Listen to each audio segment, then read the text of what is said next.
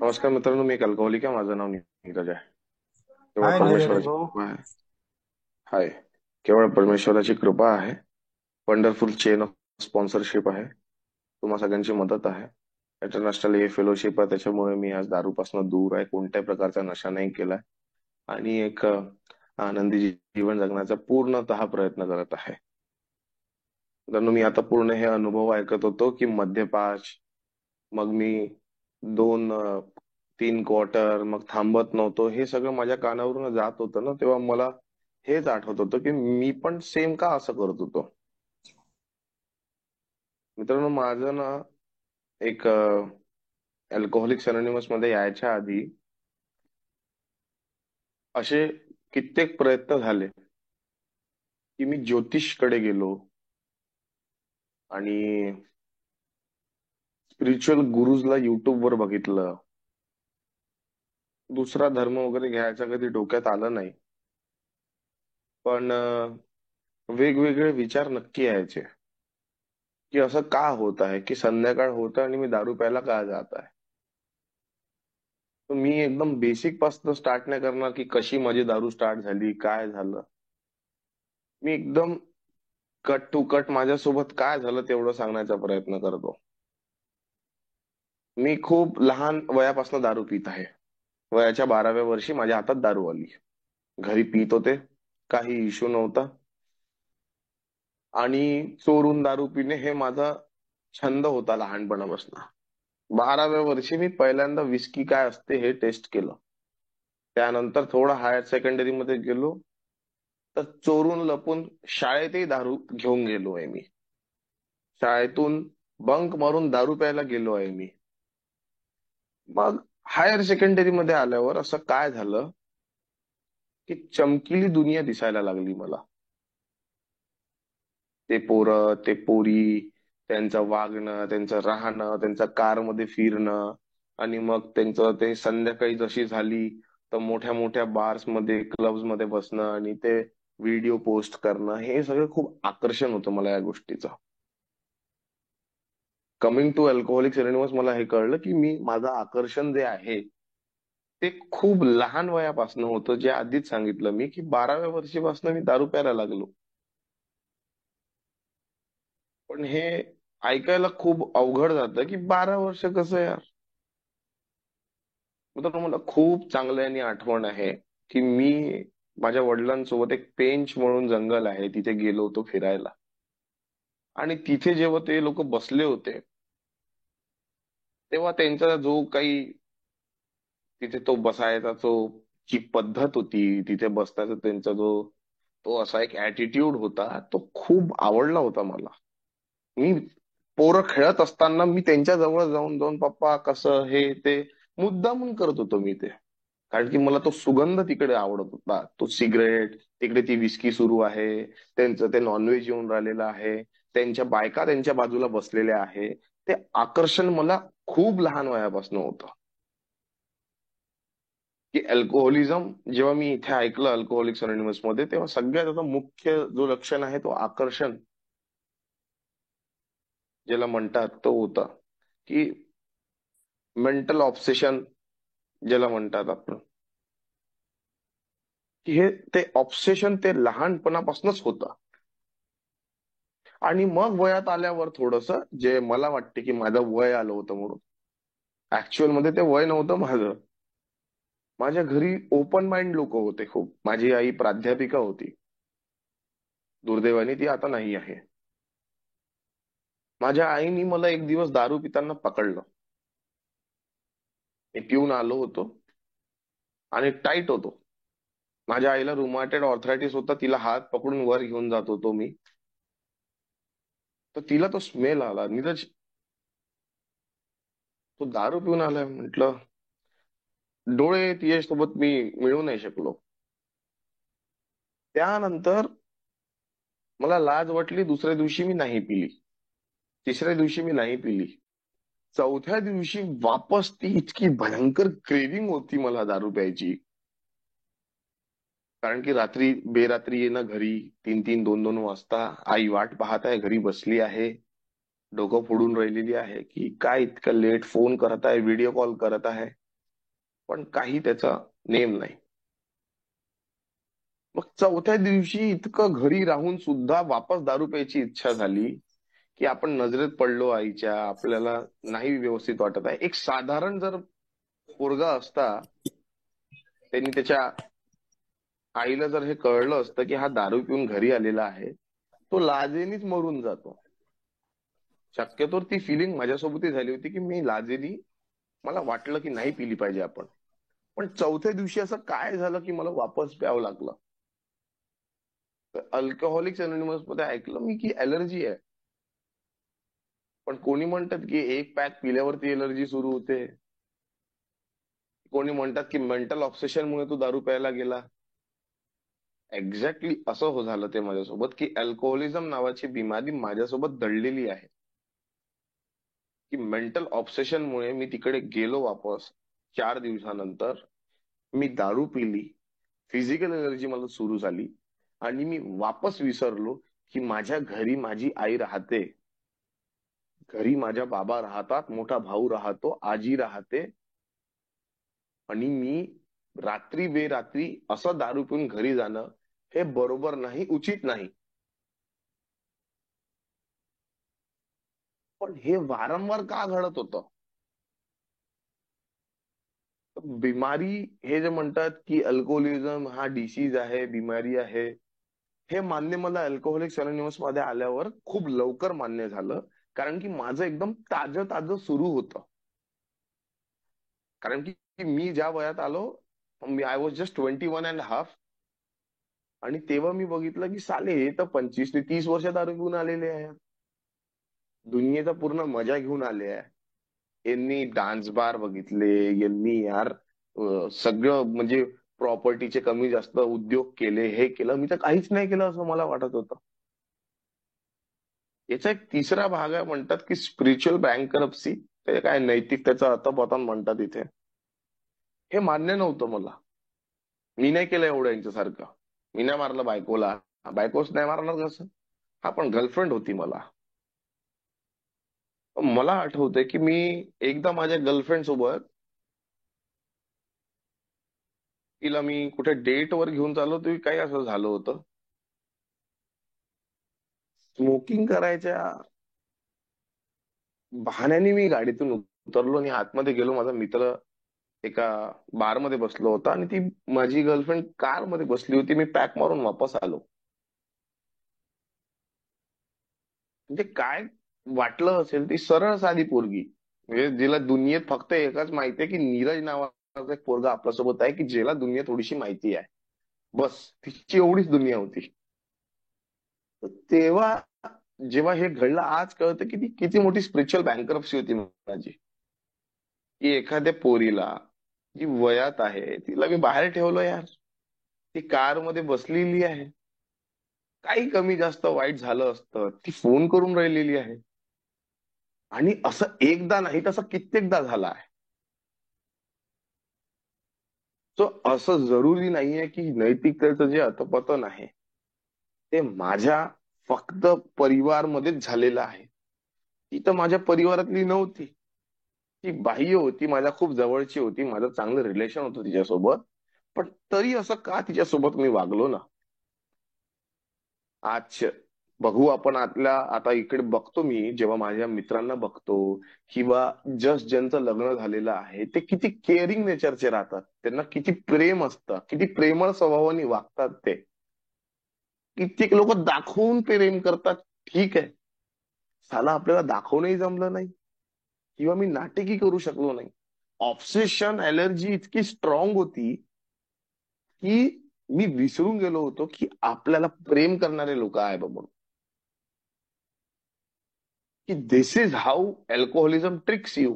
असा खेळतो तुमच्यासोबत मद्यपाशा आजार.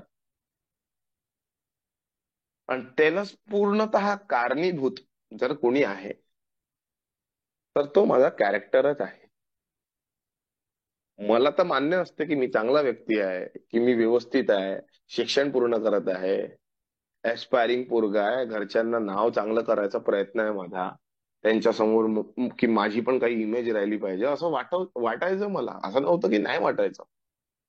पण जसा जसा हा माझा प्रवास सुरू झाला होता ना, दारू, मग त्यानंतर ही संध्याकाळची नाईट लाईफ, मग त्यानंतर जी येणारे लोक, ती ग्रँड्युसिटी आणि तो बडप्पन, त्याच्यामध्ये ती मग चालाकी करणं, मग कसे काय ते पैसे घरून एक्स्ट्रा मागणं किंवा चोरणं,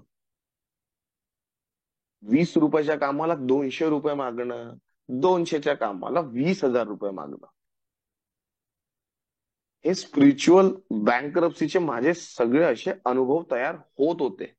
आणि मला अल्कोहोलिक्स अनोनिमस मध्ये आल्यावर असं वाटत होतं की मी काही केलंच नाहीये. मी मित्रांनो, अल्कोहोलिक्स अनोनिमस मध्ये आल्यावर मला आठवते की मी खूप जोरात ओरडून ओरडून सांगत होतो की मी असं केलं, तसं केलं, हे केलं, लोकांना मारलं, 92 पिटले.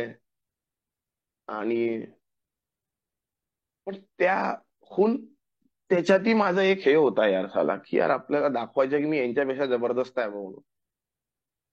शिक्षणात, दारू पिण्यात, सोशली, हाच स्वभाव जास्त करून माझा होशमध्ये जेव्हा राहतो मी तेव्हा जास्त उफाळून येतो.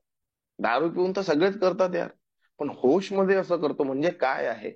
याच सगळ्या चरित्रांमुळे मला दारू पिण्यासाठी खूप जास्त पुश केलं. सेल्फ सेंटर्ड म्हणतात त्याला, आत्मकेंद्रित. मराठीत नाही माहिती मला, मराठीत मी कमी वाचतो बिग बुक. पण सेल्फ सेंटर्ड जो होता ना, हा माझ्यामध्ये खूप जास्त भरलेला आहे. की कुठेतरी एक असा स्टेज आहे आणि त्या स्टेज मध्ये एकटा जर कॅरेक्टर कोणी प्ले करत आहे तर तो नीरज आहे. घरी, कॉलेज लाईफ मध्ये, कॉर्पोरेट लाईफ मध्ये, सोशल लाईफ मध्ये, तिथे मीच आहे. मी म्हणजे मीच आहे.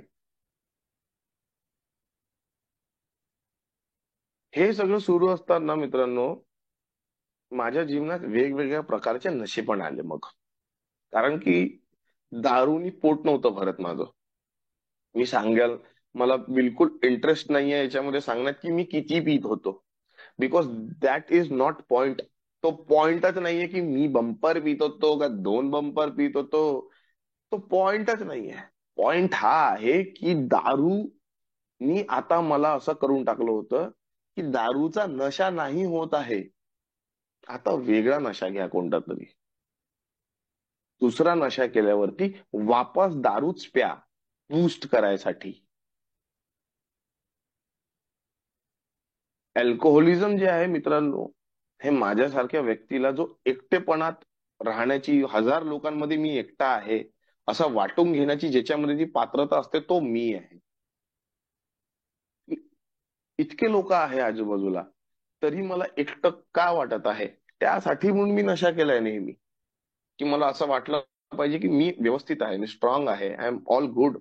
मी लोकांना फेस करू शकतो, आता मी बोलू शकतो, आता मी या पोरीसोबत फ्लर्ट करू शकतो, आता मी हिला प्रपोज करू शकतो, आता मी घरी जाऊन हा विषय मांडील आणि मला इतके पैसे भेटू शकतात. पिण्याच्या आधी असं का बरं नव्हतं होत, तिला नंतरच का बरं होत होतं. कारण कॉन्फिडन्स नव्हता. Zero confidence. कुठेतरी माझे चरित्र इतके भयंकर दबलेले आहेत. जे गुड कॅरेक्टर्स आहे माझे, त्या गुड कॅरेक्टर्सला एनहान्स करायसाठी म्हणून मला दारू प्यावं लागते यार. मला नशा करावा लागतो. वाढत वाढत वाढत इतकं प्रमाण होऊन गेलं माझं, की मी घरी राहणं बंद करून दिलं होतं. मी खूप सरळ साध्या घरातून येतो, जिथे माझं ब्रेड बटर आणि माझी लाईफस्टाईल खूप चांगली आहे. मला कोणत्याही गोष्टीची कमी नाही. जे साधारण परिवार जे आपल्या एका पोरासाठी करतात, तितकं माझे आई बाबा माझ्यासाठी नक्कीच करू शकतात, आजही करू शकतात. आणि ते सगळं भेटत असताना त्याची कदर, त्याची व्हॅल्यू एका एका काळी होती. पण जसा जसा हा प्रवास सुरू होत होता, दारू पिणं, नशा करणं, मित्रांच्या रूमवर बसणे, त्यांच्यासोबत मग तो एक गेम खेळत बसणे, मग 4-4, 5-5 तास एकाच जागी बसत राहणे, हा रोजचा प्रकार चालू झाला होता. आणि एक पॉइंट असा आला की माझ्या आईला हार्ट अटॅक येऊन गेला. मी माझ्या घरी झोपलो होतो. लिटरली माझी अवस्था अशी होती की माझ्या आईने मला म्हटलं की नीरज एक काम कर, तू गेस्ट रूम मध्ये झोपून जा. तू उठ रे, तू गेस्ट रूम मध्ये झोपलाय, नीरज तू उठ, जा जाऊन आपल्या रूम मध्ये जाऊन झोप. ती मला बोलली ते शेवटचं वाक्य जे माझ्या डोक्यात फिट झालेलं आहे. कारण की मागचे 2 वर्ष तिच्यासोबत बोललोच नव्हतो मी. आणि त्याच दिवशी तिला हार्ट अटॅक आला. ती हॉस्पिटलमध्ये होती. मी सकाळी तिला फेस नाही करू शकतो म्हणून सगळ्यात पहिले ग्राउंडवर गेलो, नशा केला. नशा केल्यानंतर तिला भेटायला गेलो. आणि काय अवस्था माझी. आणि स्पिरिच्युअल बँकरप्सी काय असते की आपण, जी बाई आपल्याला त्रास देत आहे की तू दारू नको पिऊ, तुला ट्युशनला सोडायला मी येते, तू माझ्या गाडीवर बसून जा, या गोष्टींचा त्रास येऊन गेला होता. मला त्रास होत होता. शेवटचा क्षण माझ्यासाठी असा होता, ती जेव्हा बेडवर होती तेव्हा असं वाटत होतं की ही मेली ना तर मी नशा करायला मोकळा होऊन जाईल. म्हणजे एवढं प्रेम केलं, एवढं वाढवलं, आतोनात पैसा लावला पुवत नसताना शिक्षणासाठी, जे बाकी इतर पोरांना भेटत आहे ते करण्यासाठी.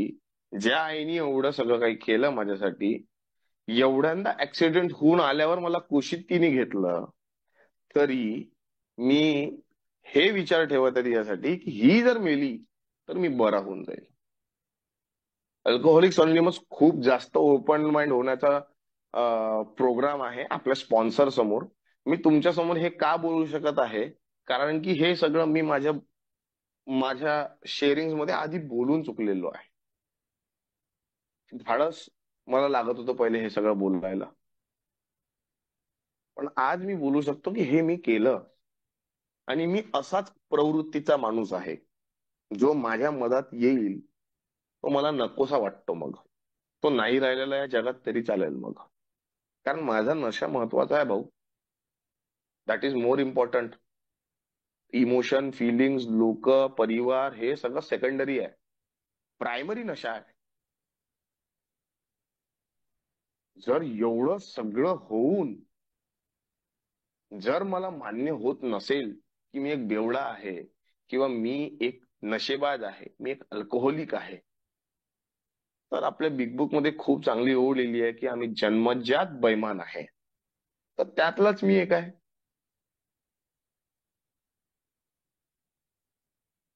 या सगळ्या गोष्टी होत असताना एका क्षणालाही मला असं वाटलं नाही. पण ती जेव्हा तिचा दुसऱ्या दिवशी मृत्यू झाला, त्यानंतर माझी अवस्था लोकांना वाटलं, की माझ्या मित्रांना, परिवारवाल्यांना, पुन्हा फ्रेंड सर्कलला वाटलं की नीरज आता ठीक होईल.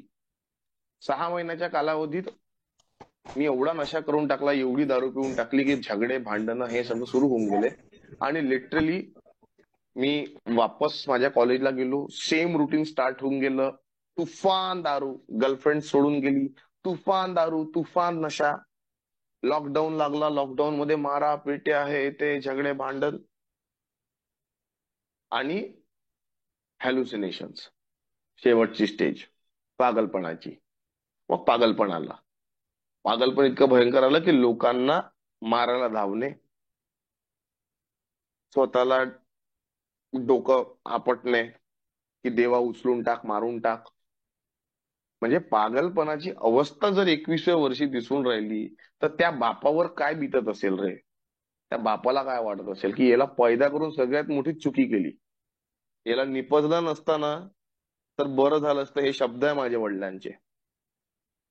हा राहिला नसता तर बरं झालं असतं. हे सगळं झाल्यावर अल्कोहोलिक्स अनोनिमसचा मेसेज भेटला. एक मोठे व्यक्ती आहे आमच्या कॉलनीमध्ये. मी कोणाला असं सहजासहजी मान्य करणारा माणूस नव्हतो. देवाची दया असते, कृपा. तर अल्कोहोलिक्स अनोनिमसचे लोक तेव्हा आले, झालं. पण मेसेज देणारा जेव्हा व्यक्ती आला माझ्याकडे, तेव्हा देवाची दया होती माझ्यावरती. खूप तो नाद दया. की तो आमदार माणूस होता जो आला होता मला मेसेज द्यायला. आणि मला त्याच्याकडनं भीती वाटायची की हा साला एखाद दिवस मला टपकवेल.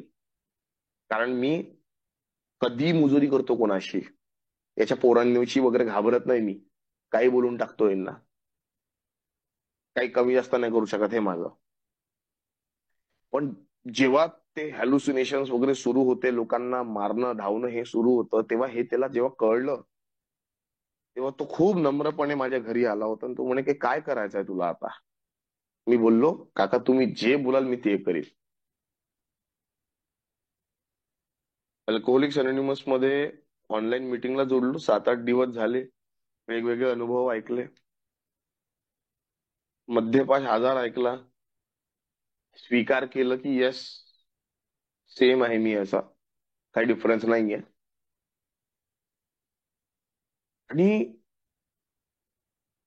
मला विचार नव्हता असा कधी की माझे 90 दिवस होत होत माझ्यामध्ये एवढे चेंजेस येऊन जातील. माझे मोठे केस होते, डोळ्याखाली पूर्ण डार्क सर्कल्स होते, 7 महिन्यापर्यंत डार्क सर्कल्स गेले नव्हते. मेडिकेशन सुरू होते माझे. एक सायकॅट्रिस्ट होता मुंबईचा, माझ्या भावानी करून दिलं. तो म्हणला की इथे नाही, तू मुंबईचा सायकॅट्रिस्ट घे. त्यांनी अशा गोळ्या दिल्या की मला 18-18 तास झोपच नव्हती झाली, कारण एवढ्या वर्षापासून असं त्याचं बोलणं होतं. अल्कोहोलिक्स अनोनिमसचे लोकही मला तेच बोलले की नीरज तुझी झोप नाही झालीये म्हणून तुला हॅल्युसिनेशनचा प्रॉब्लेम आताही होऊन राहिलेला आहे. वॉशरूम करायला जायचो ना मी, रक्त पडत आहे असं वाटायचं यार. शॅम्पू करायचो ना, असं वाटायचं किडे फिरत आहे डोक्यावर यार.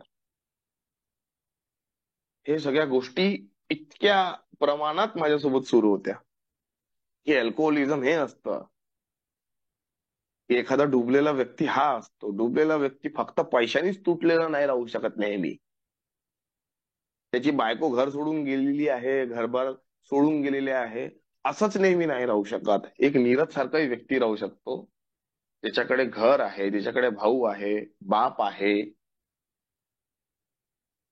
घर पण आहे, झोपायला बेड आहे, खायला जेवण आहे, हाही आज स्तरावर जाऊ शकतो. असं मला लोकांनी पटवून दिलं, समजून दिलं की तू पण एक आमच्यातलाच आहे बघ म्हणून.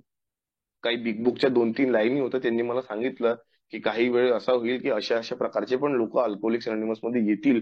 तेव्हा कुठेतरी जाऊन मला मान्य झालं की येस, मी पण आहे याच्यातला म्हणून. 365 दिवस करण्याच्या जेव्हा माझा तो सुरू झाला, मी फुल टाइम इंटू मीटिंग मध्ये होतो.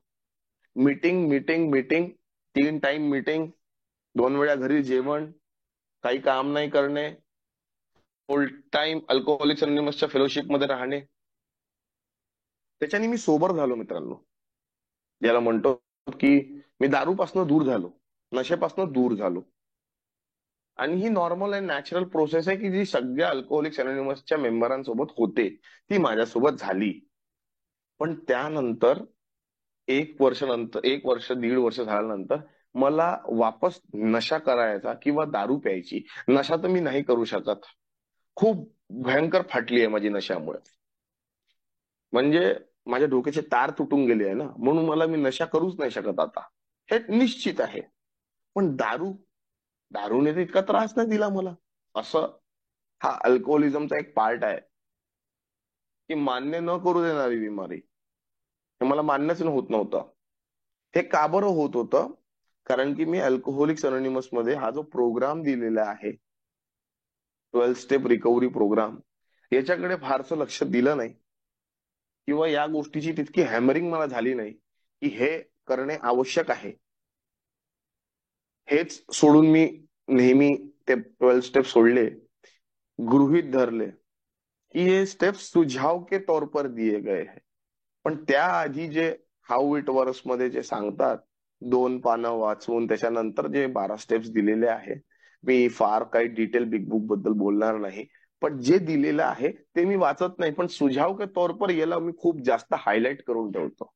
दिले आहे ना, सजेशन्स आहे ना, इतकं काय त्यात आहे ना. मीटिंग सुरू आहे ना, 1 डे ऍट अ टाइम सुरू आहे. सकाळी उठतो, प्रार्थना करतो, दारूची दुरी मागतो, बाकी सगळं मस्त सुरू आहे. पण मग माझं शिक्षण वगैरे सगळं झालं. देवाच्या कृपेने मला एक खूप छान नोकरी लागली. नोकरी लागल्यावर मी एका रिमोट प्लेसवर आलो आणि मागच्या 1 वर्षापासून मी रिमोट प्लेसलाच आहे. माझी डेट ऑफ सोब्रायटी 23 ऑगस्ट 2020 या दिवशी मी सोबर झालो. आणि 2 वर्ष कसे काय व्यवस्थित निघाले असं मला वाटत होतं. पण त्यानंतर जे म्हटलंय की सुधारणे, मी सुधारलो कसा. तर मी अल्कोहोलिझम बद्दलच जास्त मी भार देतो, की पहिल्या 1 वर्षात काय केलं नंतरचंही सांगतो मी नक्कीच. पण पहिल्या 1 वर्षी दारू पासून दूर राहायसाठी, सॉरी मी विषयापासून भटकलो थोडासा, बट ऍक्च्युअल मध्ये जो पहिला 90 दिवस होते माझे, त्यामध्ये त्या प्रकारचे थॉट्स होते. मधात कोणीतरी असा एक व्यक्ती येऊन जात होता की नीरज भाई, हिमाचल प्रदेश से माल लाया है, तुम्हारे अलावा उसको महफिल में पी नहीं सकते, अब बताओ तुम करना क्या है.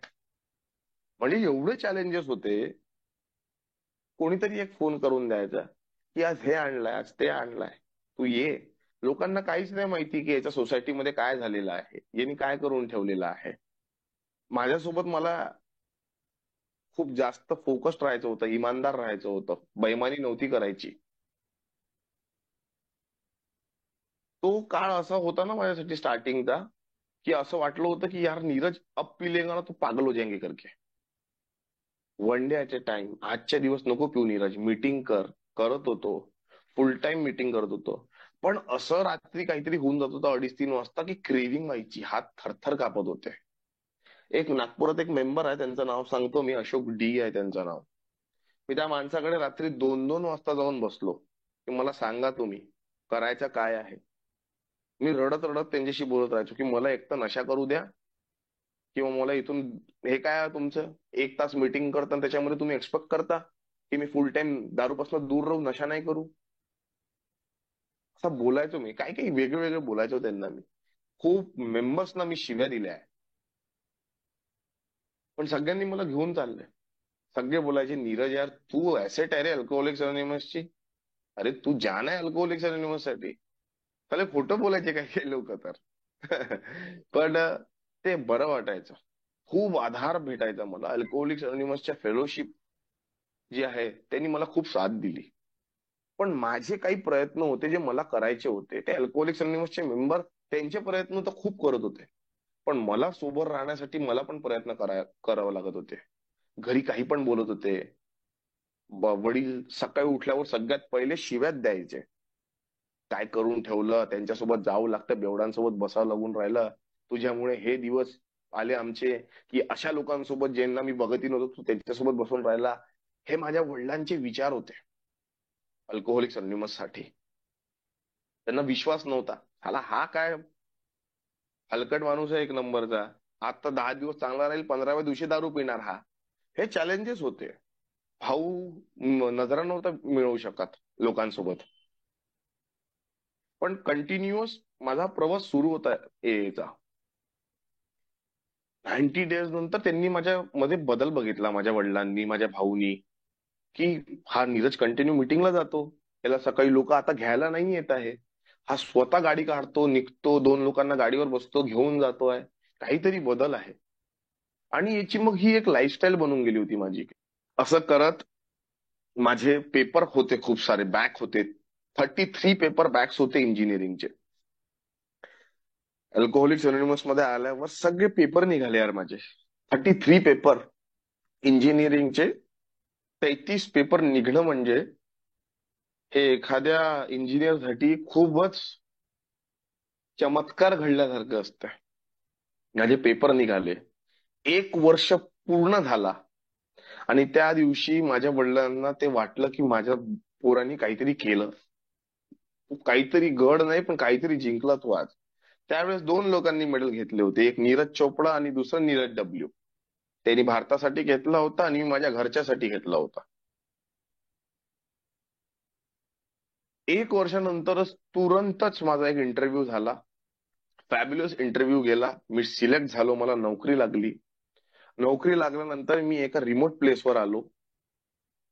आणि त्यानंतर मला कळलं की नीरज, एकटं राहणं, लोनलीनेस मध्ये राहणं हा सगळ्यात मोठा टास्क आहे. माझं जेव्हा 2 वर्ष कंप्लीट झाले, माझ्या मित्रांनी केक वगैरे आणला, सगळं सेलिब्रेट केलं, तरी असं वाटायचं मला की मी दारू पिऊ शकतो बा म्हणून. कारण की कंटिन्युअस भांडणं, कोणासोबत, गर्लफ्रेंड सोबत, वादविवाद कोणासोबत, भाऊ सोबत, कशासाठी, रिझन अननोन. खुन्नस कोणत्या तरी प्रकारची, ऑफिसमध्ये जाणं, घरी येणं, तरी विचार तेच सुरू. अल्कोहोलिक्स अनोनिमसची मीटिंग करतोय बरं मी, सोबर आहे, पण तरी असे थॉट येऊन राहिले की आपण दारू पिली पाहिजे. तसं का होता? तर माझ्यासोबत असं घडत नाही ना भाई, की मला दारू पिण्याचे थॉट येत नाही आहे. Not coming into recovery, आणि तरी मला दारू पिण्याचे थॉट येत आहे. तर हे स्वाभाविक आहे की मला दारू पिण्याचे थॉट जर नाही येत याचं म्हणजे काहीतरी प्रॉब्लेम आहे, मग एवढाच नाही मग मी. मला कळलं की यार माझा टोटल सरेंडर जो आहे तो या रिकव्हरी प्रोग्रामसाठी नाही आहे. मी रिकव्हरी प्रोग्राम फॉलो नाही करत आहे. मी पूर्णतः आजही रिझनमेंट पाळूनच चाललेलो आहे. मी खूप टाळण्याचा प्रयत्न केला की मी या 12 स्टेप्स मध्ये जाणार नाही. मला मी जितका आहे तितका खुश आहे, स्टेबल लाईफ आहे माझं. एवढा एवढा अमाऊंट माझ्या खिशात येतो आहे, अशी माझी लाईफस्टाईल आहे. आज मी व्यवस्थित आहे. जे अल्कोहोलिक्स अनोनिमस म्हणते, जे प्रॉमिस म्हणतात, ते पूर्ण झालेले आहे माझे. संपला विषय.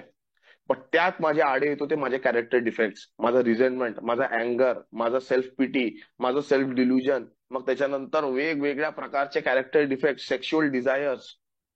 आणि त्या सगळ्या गोष्टींमध्ये नेहमी एकच गोष्ट मदत येते, ती आहे दारू. म्हणजे हे जितकेही छोटे मोठे या गोष्टी असं मला वाटत होत्या, त्यांचा एकच उपाय आहे, ती म्हणजे दारू आहे. मित्रांनो, मी लिटरली सांगतो, हे माझ्यासोबत घडलं की थर्ड ग्रॅटिट्यूड डे यायच्या आधी मागचा 1 वर्ष एवढा भयंकर जाऊ शकतो हे मला वाटलं नाही.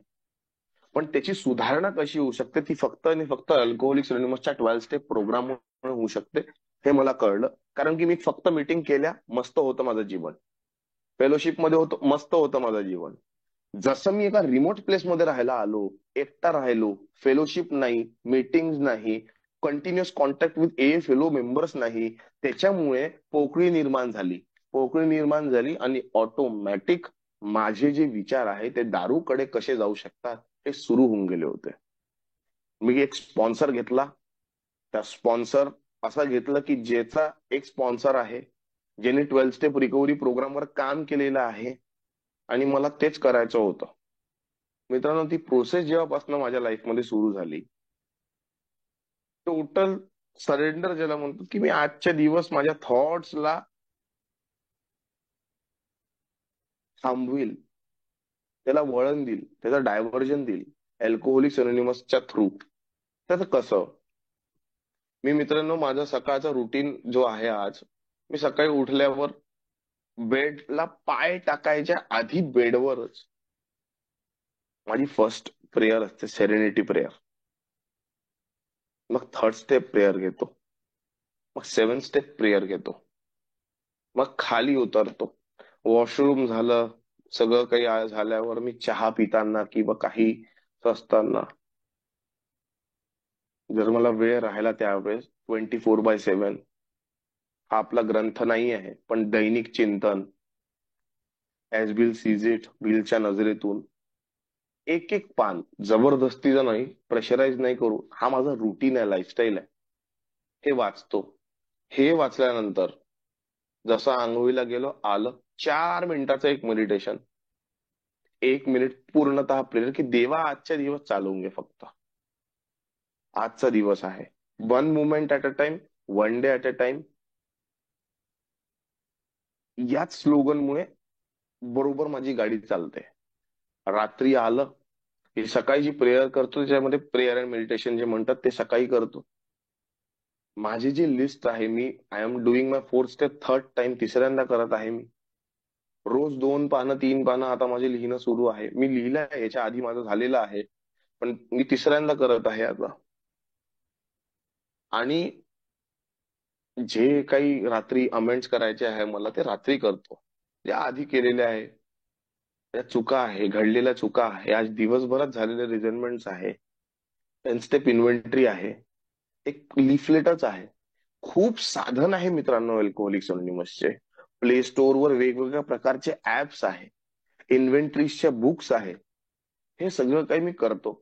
माझा अल्कोहोलिक्स अनोनिमस मध्ये आल्यावर शिकवायचा कोणाला, सॉरी मी एक शब्द वापरत आहे, घंटा प्रयत्न नाही माझा असा की मी कोणाला काही शिकवू शकतो. मला स्वतःला शिकायचं आहे यार. मी रोज शिकत आहे, रोज बघत आहे की वेगवेगळ्या प्रकारचे माझ्यासोबत गोष्टी कशा घडतात, कसं मी इन्फ्लुएन्स होतो, किती लवकर मी लोकांचा राग पाळतो, किती लवकर असं वाटते मला की या मॅनेजरच्या पोस्टवर मी जाऊन बसू, जेलेसी किती लवकर तयार होते. या सगळे कारण असतात की मला जाऊन वापस दारू प्यावे लागते. का होतं? हे फक्त आणि फक्त याच्यासाठी होतं की मी अल्कोहोलिक्स अनोनिमस मध्ये आल्यावरती ग्रांटेड घेतो, इग्नोर करतो गोष्टी. या माझ्यासोबत घडलेल्या गोष्टी आहे की मी अल्कोहोलिक्स अनोनिमस मध्ये आल्यावर बिमारी तर मी सरेंडर करून टाकतो, पण रिकव्हरीसाठी ना माझी हिंमत नसते. जिथे देवाचं नाव येतं ना तिथे माझी घसरून जाते. नाही, देव हा प्रकार आपल्याला नाही जमू शकत. पण मित्रांनो, मी हे जेव्हा या प्रोसेसमध्ये लागलो ना, माझ्या घरी पूजा वगैरे करणारे लोक आहे, पण मी ऍग्नोस्टिक टाईपचा आहे की नाही याच्यातला माणूस आहे. पण तो डाऊट क्लिअर झाला माझा की माझ्या अंडरस्टँडिंगचा ईश्वर, की मी काय समजतो.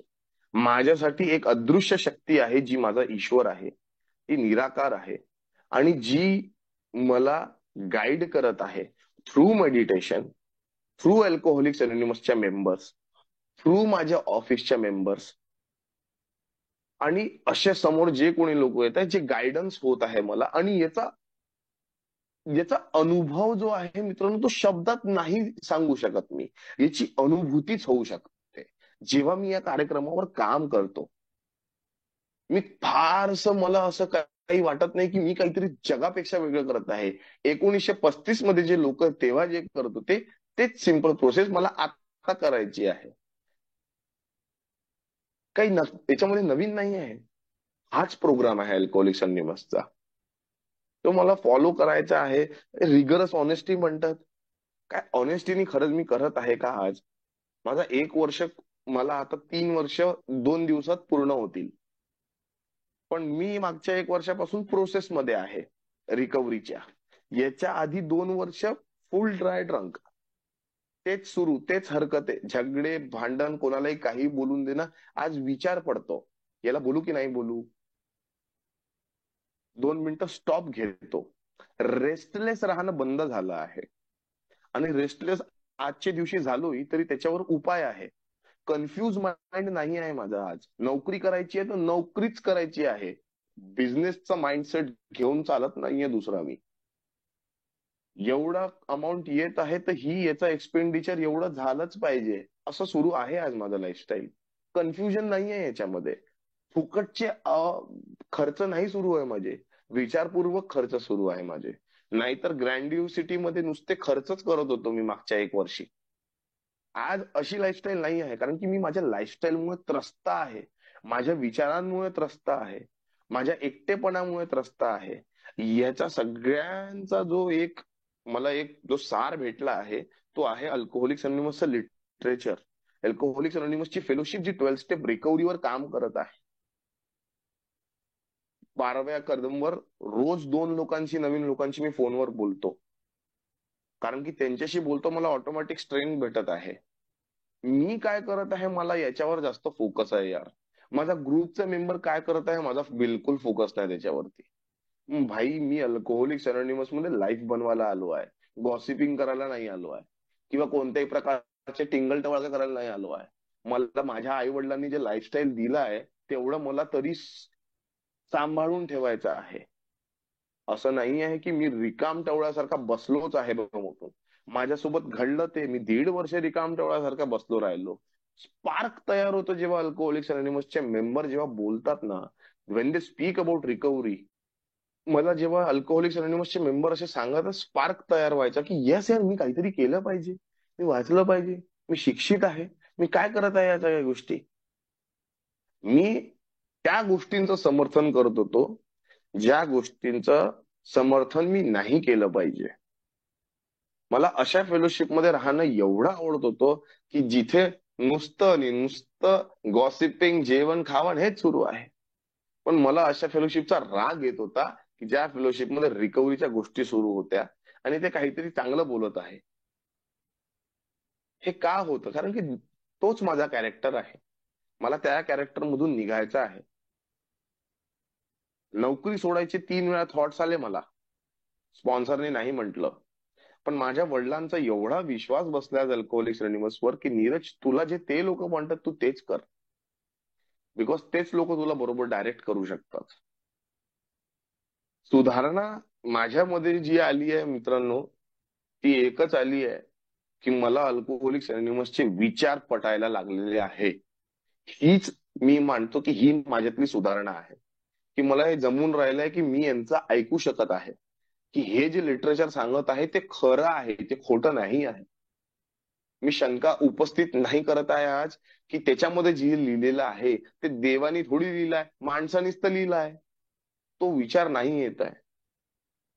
ते लिहिलं आहे ते देवाच्या मार्गदर्शनानेच त्या पुस्तकांमध्ये लिहिल्या गेलेलं आहे. आणि तेच तुमच्या माध्यमातनं, अल्कोहोलिक्स अनोनिमसच्या माध्यमातनं जो म्हणतात की ईश्वर बोलतो, ते तुमच्या माध्यमातनं मला भेटत आहे. मी तेच करायचा प्रयत्न करत आहे. आय एम नॉट स्पीकर, मी काही इन्फ्लुएन्सर नाही. किंवा मला अल्कोहोलिक्स मला दिनकर भाऊंचा फोन आला की शेअर करायचा आहे, मी म्हटलं नक्की मी शेअर करील आज. खूप दिवस झाले मी शेअरिंग नाही केली, मी फक्त ऐकण्याचा प्रयत्न करतोय अल्कोहोलिक्स अनोनिमस मध्ये. कारण की मला एक होतं की बोलायचं जास्त आणि ऍक्शन कमी करायची.